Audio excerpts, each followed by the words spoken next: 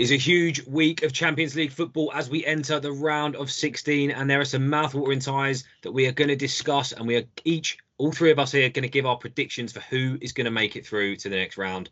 Let's kick things off. No messing about. We'll go to the big one, PSG versus Liverpool. Jamie, kick things off for us. Let's talk about this game. How do you see this one playing out? To be honest, well, I've seen City play PSG at the sort of Paris ground. They're an unusual side, I think, in Europe. Sort of in the French league, they're dominating the league once again, and they're gonna go and win that league. In European games, they seem to have a game where they're brilliant, and then the game where they completely blow themselves up. That's been the history of them so far in the Champions League, and it's probably the sort of blow-ups are the reason why they've not won it. Now, they got through last round beating Brest, and the second game was 7-0 alone. Not that difficult of a tie. Liverpool are coming into this, top of the Premier League. It's one where I think it's going to be actually closer than what probably people think, because people think PSG are a bit less without Mbappe, which is true, but I think they've got players over the pitch. Sort of Dembele is their sort of key player in getting them into this far into the competition, and was very, very good when I saw them beat City. But City did go 2-0 up in that game, and that's where I see Liverpool being definitely able to score in both of the games, home and away. So it is a bit of a one where I think it will be quite close, but I think it's very, very difficult for PSG to come through because they need a near perfect 180 minutes. Yeah, I'd agree with that. I think as good as PSG were against City in that game, it was a brilliant comeback. I've said it for years. PSG are not a team with European pedigree. They've failed time and time again. Been one of the biggest failures in Europe, the amount they've spent, and still have no Champions League trophies to show for it. Yes, they kind of... I was surprised at their comeback against City. Very impressed, but ultimately surprised. So I kind of agree with you in the sense that I do think it could be a close game. But I think they've got to turn it on right from the off. Because if Liverpool win this game, to be honest, you could argue if Liverpool draw this first leg, they're through. That's the way I'd look at it. I don't fancy this PSG side going away at Anfield and getting a result. So I think it all boils down to this first leg. But for me, I'd definitely pick Liverpool to go through in that one. Reece, what's your predictions and thoughts around this game? Yeah, I think this game's one of the interesting ones. When they last met in the group stages in the 18-19 season, both teams won a game each. PSG winning at home at the Stade de France, and of course Liverpool winning at Anfield. And I think it's going to be a similar situation again. I think PSG got some fantastic players: Bradley Barcola, Donnarumma in goal, and to me, probably one of my outside chances of being the player of the tournament in Ousmane Dembele. I think he's been fantastic. He's been able to stay fit. If he's got a great record, 8 appearances, 6 goals in this competition alone. However, my concern with PSG is when they've played against teams probably of their level in this competition, they've lost. Arsenal away, Atletico at home, and Bayern Munich away. So they lost 3 games in that group stage against in those teams. They probably should have looked to try and get a point in maybe at least one of those to try and soften the blow. So this makes it a really intriguing tie and a tough one. But I agree, PSG have to win this at the Stade de France. They're more than capable of scoring at Anfield. And I think this is a tough test for Slot, actually. Much tougher than I think Liverpool fans realise right now.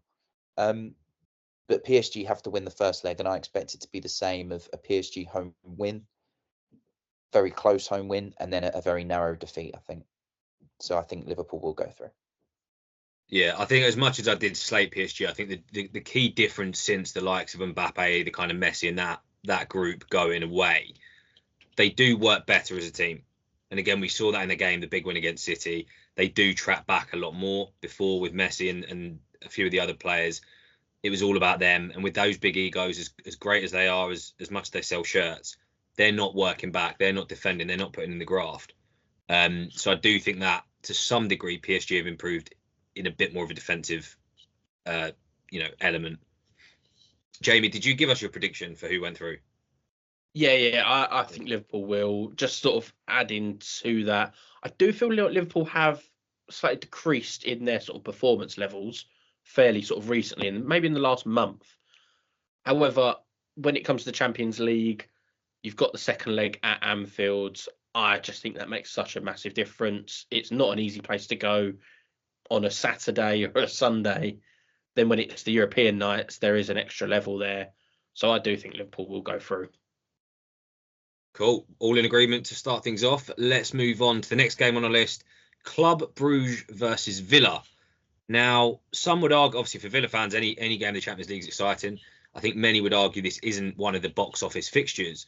But I think what makes this really, really interesting is twofold. Club Brugge have already beat Villa earlier in the competition, 1-0. Club Brugge were at home. And also, Club Brugge really, really put on a show against Atalanta in that playoff round. So, although it's very easy to write Club Brugge off, I think this could be a lot more challenging than many people are probably thinking. Reece, we'll come back to you. What are your thoughts on this game? Yeah, again, this is one where it's definitely a close to call game. I think Club Brugge finished 24th in the group stage, so I'd argue that many of us have not been blown away by them. But they still beat Villa. And they played well against Villa. Villa might put it down as to one of those games, but the reality is they still lost. They lost 3 games as much as PSG did. So there's nothing to be sniffed at from a Club Brugge perspective. But I just think Villa will be better this time round. Look, Unai Emery, as we know, has a tendency to chuck it away. And I think they'll learn from their lessons against Club Brugge and they'll go for them, especially because they've got an opportunity to play them at Villa Park. So I do see Villa going through, and I think Villa will go through comfortably at Villa Park. But let's not forget the fact that Club Brugge absolutely battered Atalanta. A very much dark horse Atalanta. They beat them regardless of the penalty decision or not. They scored them in the second leg. So yeah, not to be sniffed at, but I think Aston Villa will be too strong for them on the day. I was going to say as well, if anyone remembers, the Club Brugge win over Villa was that weird handball, where I think it was Tyrone Mings picked up the ball. So some will argue, Villa fans might argue that, we only lost that game because it was a freak accident. But if you look at the stats, as I said, in that game, Club Brugge were the better side on the night, regardless of that crazy goal. And as I said, yes, Villa should win at Villa Park. But if Club Brugge go and do what they did to Atlanta, it was away from home, they were clinical. I think this is going to be close. I really do. So I don't think it's going to be a walk in the park. I do think Villa will make it through, but I think it's could get a little bit scrappy, let's say. Jamie, what do you think? Well, this is another team that City played during the group stages. The thing is, it was sort of like we were half impressed by them for their counter-attacking prowess when they played against us. Every time they looked like they were going to score every attack they had. But that was also due to City's defensive problems being massive gaping holes on every counter-attack, which gave them that opportunity. However, I look, they finished towards the bottom of the group stages, and it's for the right reasons. I think Villa do have too much for them. But if the game plans should be to do pretty much what they did at City, sit back, defend, and hit them with that fast-paced counter-attacking football they can do, because Villa won't be that used to it. Villa aren't that used to teams just sitting 10, 11 men behind the ball going, go on, break us down. And that's where some of sort of the Villa defenders will come out a bit more, and it gives them the space to open that counter-attacking football. But are they going to do that over 2 legs? I'm not quite sure. And I think that could be the problem for them. Like I said, I do think Villa have got too much. I think as long as their players are fit, if you keep Rodgers, you've got McGinn's massively important. Obviously, Watkins. You need these players fit for Villa. If they don't have these players fit for one of the games, for example, that's when it's a big problem for them. But that's me talking about like injuries, red cards, and things. So I do think Villa have too much. So yeah, I'm going to go with Villa going through. But Right. it's sort of like if they have the proper game plan, Club Brugge can cause Villa some problems. All right, still all in agreement so far. Let's move on to a mouthwatering tie. The Madrid derby at this stage in the Champions League is absolutely brilliant. Real Madrid versus Atletico Madrid. And if you've not been paying attention, people, this year, there is a very close title race going on in La Liga at the moment, with just 2 points separating these Madrid sides. So there's not a bigger gap as there has been in previous years. I'll kick things off. As I just said, I think many people are naturally going to say yes, Madrid, because we know they've got that elite mentality in the Champions League. And yes, it's true. Yes, we saw a bit of that old school Madrid against Man City in the last round. But Atletico Madrid, you know what they're going to do. You know, this Simeone side, we know what they're capable of. And again, I don't think it's going to be a walk in the park. I really think this could go either way. And it looks like one of those games where I think Atletico could wind Madrid up and Vini Jr. could lose his head and get sent off, and then it affects the whole tie. I can see something like that happening. But I still do think Madrid, I've said it, I use the term all the time, people hate it, but European pedigree. Real Madrid just have it. They just have it. So yeah, but I'm really looking forward to this game. Jamie, what do you think? Do you agree, or do you think Real Madrid are just going to absolutely steamroll them? Right, so this is the tie of the round. I think Liverpool PSG is a second, but this is the tie of the round, really, the Madrid derby. And once again, talk about another team that City have played, in Real Madrid at least. In terms of who I think is going to go through, I do agree with the Real Madrid one, just because it's kind of one of them things where I see teams have a very good domestic season and then they'll play a team in their own country that I know it's only 2 points, for example, and Atletico are top. But it's kind of one of them things where I think the team that's actually at the top and not usually progressing for the title then sort of lose these ties. It was one that happened a few years ago where it was Napoli versus AC Milan. Napoli were flying with the league, going to win it, but then it was sort of like I said, I think Milan will win it just because of the way the domestic league's gone. That's their focus, and I think Atletico winning that is probably more on their minds than the Champions League. Not saying they'll disregard the Champions League, don't get me wrong, it will be the full strength side, but I think it will be more on their minds to win that than the Champions League. So I do think Real Madrid will go through, but Real Madrid will not have it easy because Atletico will kick you, will do everything, all the dark arts in football. It will happen. And the 2 games you've got to play, they're going to come off needing ice baths, massages, the lot straight afterwards. Reece, what do you think? Do you agree? Or are you going rogue? Yeah, it's definitely the tie of the round. I mean, I love Atletico Madrid. I love the dark arts. There's no point everyone trying to play the same way. I love what they're in for, and they're probably going to kick lumps out of Real Madrid. Vini Jr. probably knows he's going to be a target most of the game. It's an interesting one because obviously, like Real, Atletico are fighting on all fronts. You know, they're in the semis of the Copa del Rey. They're battling out at the top of the table in La Liga as well. Of course, Real Madrid have more horsepower. Is the difference?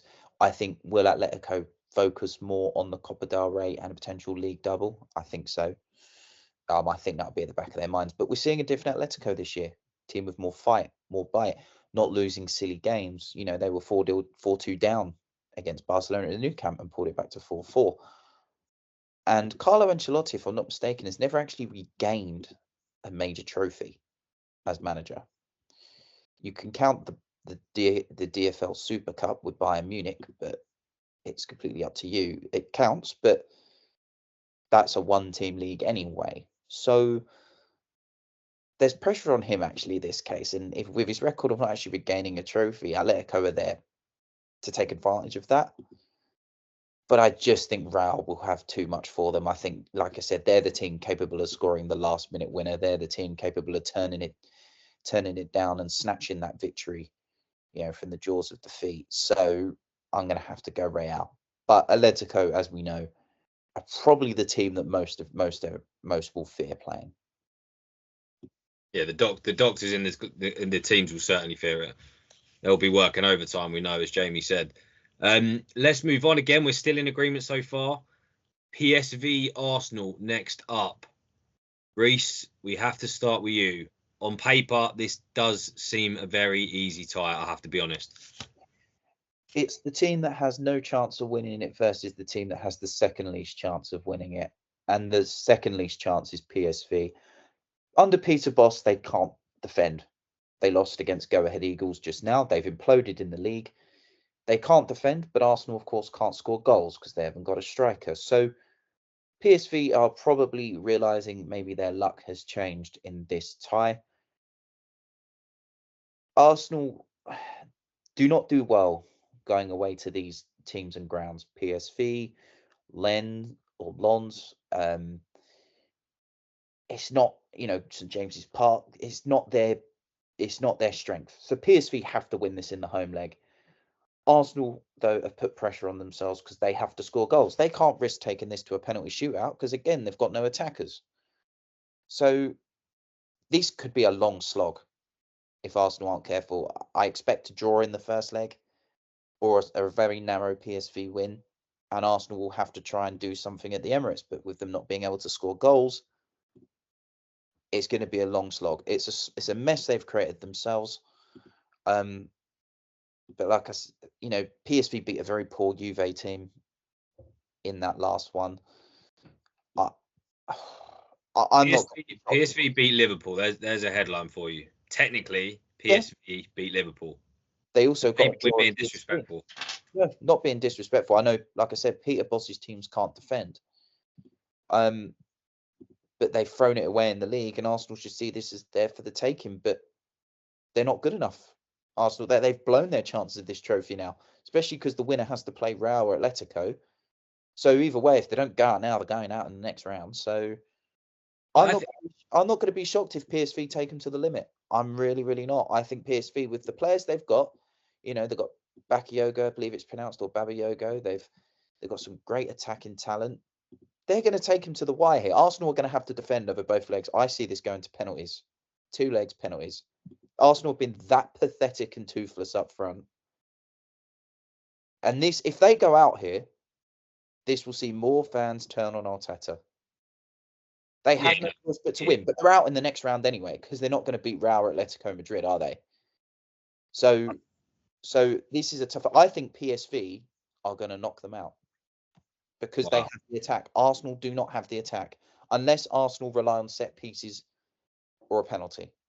I do not see Arsenal doing very well at all. Interesting. I mean, PSV. Yeah, I mean, you can argue this for Arsenal, but PSV are out of the title race. They're kind of 8 points behind. So, best over Arsenal, right? So, them and Arsenal have got something in common. Then they've chucked it. So this is basically the derby of who bottles it the least. This is as simple as that. So, but I think Arsenal, if they don't score from a set piece or a penalty, they're done. They're honestly done. They're not scoring. They're lucky to going to get any goals until Saka and Martinelli come back, and even then it's irrelevant. It's over. So yeah, I think they could be in severe trouble here, and it's going to come down to the home leg. It's as simple as that. Yeah, well, I kind of disagree. I think the home leg, the Arsenal home leg, isn't what's going to decide it. I think this game Tuesday is what's going to decide it because you've got to survive. We struggle at these grounds. We drew with them last time we played them. We genuinely struggle at these grounds. We've got a history of doing it, and he has to buck that trend, and he's got no attackers to do it. Yeah. So this is his only chance of winning something. It is really that bad that we have to rely on the hardest bloody trophy to win. It's really that bad for him. But he's got to be at risk of falling out of the top 4 at this moment in time. So he's probably got to just accept the write-off and just leave it. It's that hard. This game is his worst nightmare at the moment because it can go really well or really bad. No, I don't agree on that. It's definitely not a worst nightmare. It's one of the easiest draws, but PSV, We got this draw at our worst possible time. This is the problem we've got. When we have an easy opportunity, we fuck it up. I mean, scratch that. Don't say that, but we mess it up. I don't know. I think you can flip that both ways. Personally, that argument, like if you were in the title race, Arsenal fans would be using it as an excuse, right? It would be, it was like when you went out before. It was like, we had bigger fish to fry. Oh yeah, but they all talk rubbish anyway. They don't understand. But like Ivan Perisic has played well. Former Spurs player is going to be up for that game. What is he? 33. Doesn't matter. I would not be worried about Ivan Perisic. Noah Lang is an exceptional footballer. He's going to be in the Premier League before we know it. He's going to be a bit of a maverick in this game. Again, Bakayogo's up there. Arsenal need to be very careful here. They've got the defence to deal with it.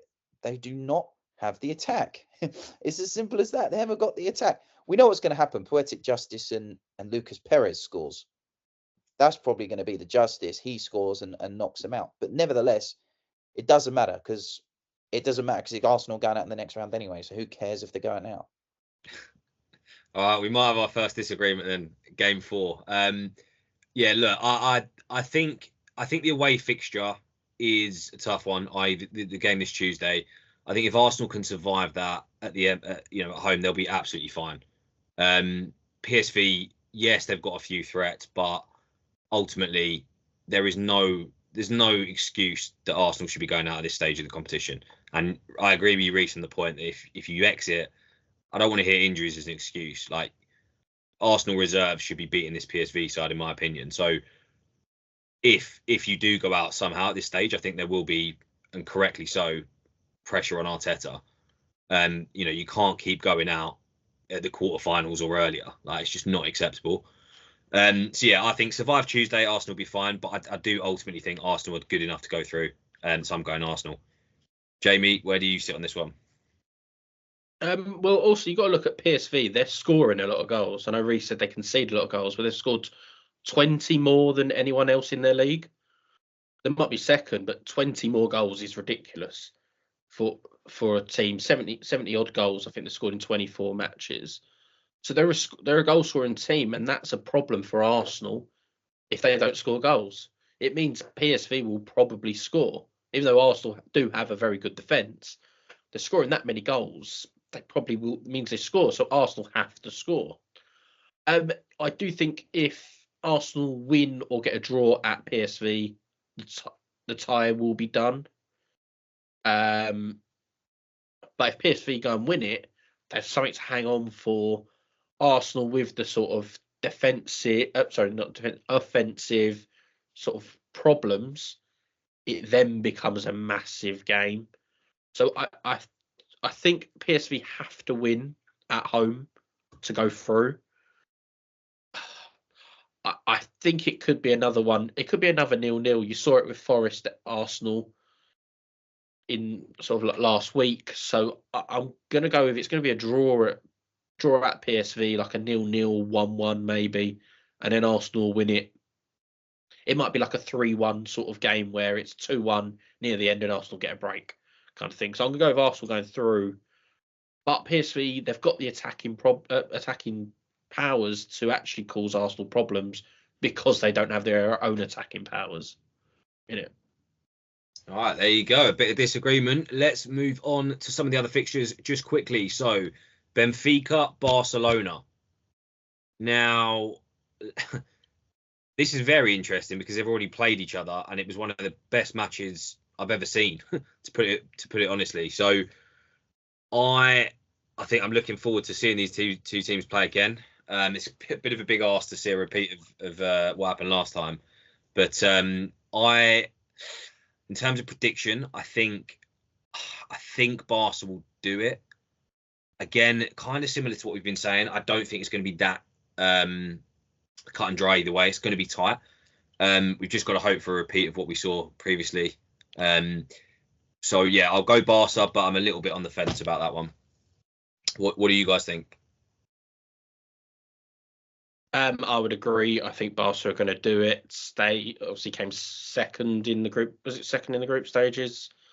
Like they're going to be comfortable. It's annoying for Portuguese teams where they just keep getting knocked out at this stage, even in the old format. And I see it happening again. Barca to go through.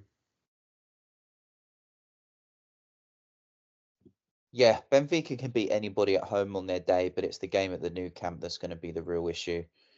I think Benfica are going to put all their eggs in the league basket because Sporting are doing their best impression of trying to throw it away. So I'm going to go with Barcelona over this. But there's going to be goals because Barcelona also have a habit of not being able to get the ball, keep the ball out of their net. Yeah, well, if we see anything remotely close to that 5-4 before, we will be absolutely happy. Dortmund versus Lille. Definitely the least exciting, if I'm being honest, on paper, probably. Apologies to any Dortmund or Lille fans that might be watching. What do you guys think? Fantastic opportunity for both sides to progress here because both teams will fancy their chances. Borussia Dortmund are not a very good side. We've seen it constantly. They're just a strange team. Lille again can be up for it, but as we saw against PSG in the league, they got absolutely battered 4-1. But Lille aren't a bad side either. I would be very shocked if Borussia Dortmund go out. I mean, Borussia Dortmund overcame Sporting Lisbon, so that's nothing to be sniffed at. I'm going to go Borussia Dortmund over the two legs. I'm going to disagree. I think Dortmund are in terrible they're having a terrible season of it being 10th in the league. Lille are obviously I think they're 5th in the French league, which isn't much better to be perfectly honest. But I'm actually going to have Lille going through. But the sort of shock, I guess, of the ties that I'm predicting here. But yeah, like Reece said, it's a nice draw for both teams. Both will be up for it and think they can win. Yeah, I'd agree. It's pretty tight in terms of where I'm leaning. I think Dortmund, just because of that, they've been there, they were at the final, like they've got a little bit more experience at this knockout stage. Do you want to use the word European pedigree again? You haven't used that much. I really was trying to avoid using it there. Dortmund have got a bit more European pedigree, though. It's true. Look, Lille have been impressive in the competition. Bit of a dark horse so far, but I think this is where they exit. Now, this one is very interesting. Battle of the Germans, Bayern versus Leverkusen. The league. Well, it'd be naive to say the league's done. The Bundesliga's done already. Could this represent? And now look, we've got to talk about Bayern Munich. It took a 95th minute equaliser at home to Celtic to scrape through. So I'm going to buck the trend here, and I'm going to go Leverkusen. Bayern are probably focused on the league. It's important they win that and get back to winning ways. So I think Leverkusen will see this as a real chance to get one back on them, if you like. And look, if you can't beat Celtic at home in the Champions League, I mean, you're not going to go very far, in my opinion. I understand where you're coming from with that, Jordan. To be honest, Leverkusen have done really well. I thought this season they'd drop off quite a bit just because they had such a good season last year, nearly going unbeaten the whole season kind of thing. Obviously, it took a final for them to lose. But it's one of them where I just think it's weirdly going to go with what you've been saying, European pedigree, is why I think Bayern are going to go through. I don't think Bayern have been as good as what they've been in, previous years, maybe not last year, but other years. But I think they're going to have enough to beat Leverkusen in the two ties. Yeah, it's a tough one. I think this favours Bayern Munich quite a lot because I think sometimes when you're not doing great in Europe, having that domestic draw tends to go in your favour because you know what they're all about. Leverkusen have absolutely battered Bayern Munich when they last met, but they didn't get the win.